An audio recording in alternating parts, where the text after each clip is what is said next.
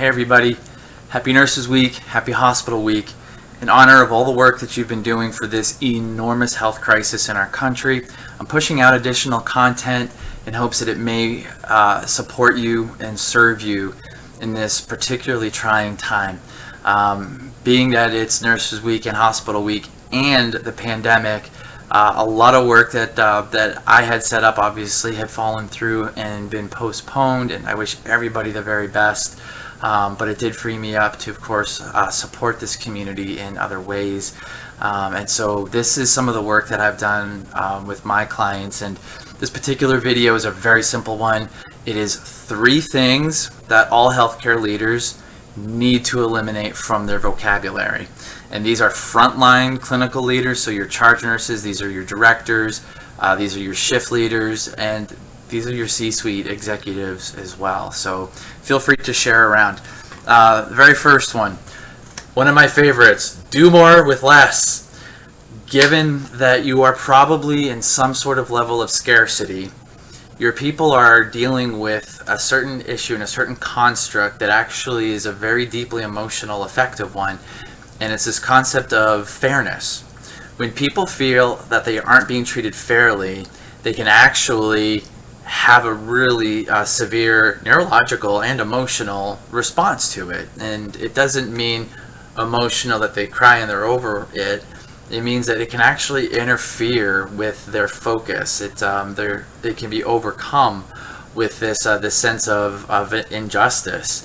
And as leaders, we love to just sort of throw that one off the cuff and be like, let's do more with less, and it becomes a mantra or a rallying cry. The reality is as a leader, you have the right to say that once to your team. After that, you're just taking salt and you're going to pour it in their wound every time you say, do more with less. And people just get pissed off when they hear leaders say that. It doesn't matter if it's true. Leaders have to find something better.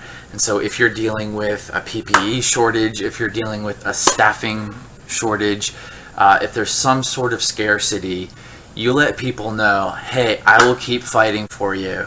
I don't like this situation. We're going to do the best we can.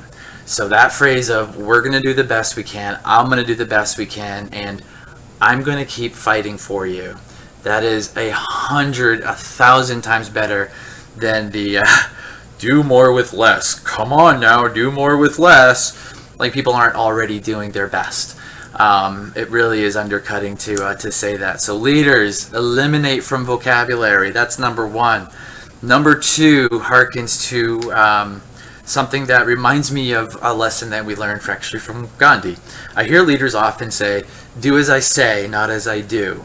So leaders that have a crappy example are not leading by example. They tend to screw something up or cut a corner or not gel in or gel out, or they're cutting a standard that, or shortcutting a standard that they expect of others, but they just say, do as I say, not as I do, and they think that covers it. Well, the reality is your people are way smarter than that, and you're like, if you don't got to do it, I don't got to do it. Even if they know better, setting that lousy example is the wrong way to go about this. I think of an example in parenting. A parent who maybe drinks too much has no right to say to their kid, I drink, I don't want you to drink, so do as I say, not as I do.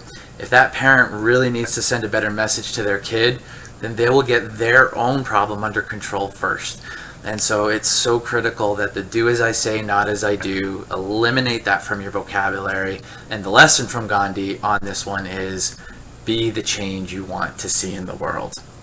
Leaders, it is incumbent upon you to be that change that you want to see in your people. So that's number 2. And number 3, this is the one that strikes me as really disheartening and exhausting, and I still hear nurse leaders and clinical leaders and executives use this one.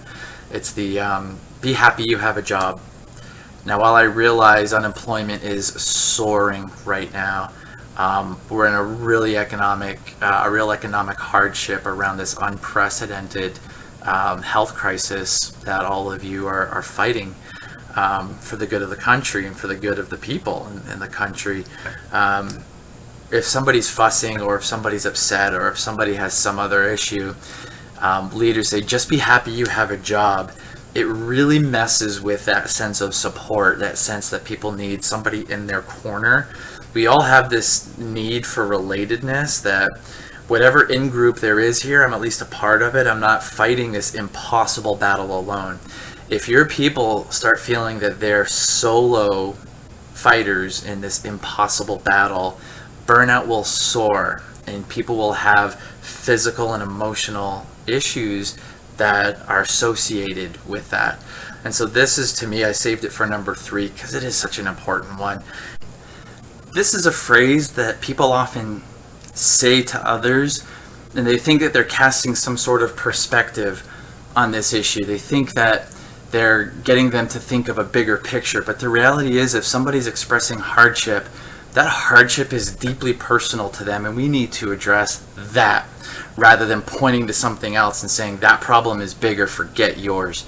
So leaders, that is number 3. Take that out of your vocabulary if you are mastering crisis leadership. So again, I want to thank you for spending a few minutes with me here. Please keep an eye out all this week for content I'll be putting out to help you as a clinical leader find some success in this amazingly crazy crisis. So as always, reach out to me, BushidoLeadership.com, for any resources or support that you may need. Thank you so much.